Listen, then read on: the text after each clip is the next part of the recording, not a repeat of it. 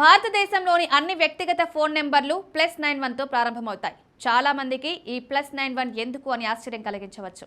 అయితే దీని వెనుక ఒక పెద్ద కారణం ఉంది.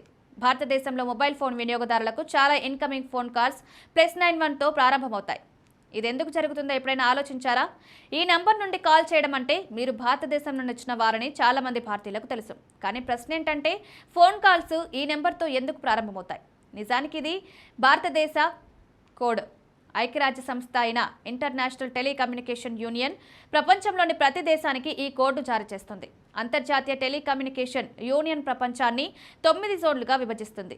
ఈ 9 ప్రాంతాల్లో దక్షిణ, మధ్య, పశ్చిమ, మధ్యప్రాచ్య, ఆసియా ఉన్నాయి. ఈ 9 ప్రాంతాల్లోని అన్ని దేశ కాలింగ్ కోడ్లు +91తో ప్రారంభమవుతాయి.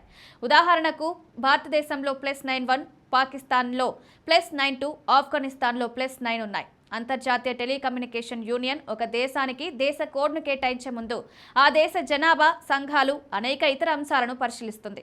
అందువల్ల తెలియని నెంబర్ల నుండి వచ్చే ఫోన్ కాల్స్కు సమాధానం ఇవ్వకపోవడం మంచిదని భారత ప్రభుత్వం అప్పుడప్పుడు ప్రకటనలు చేస్తుంది.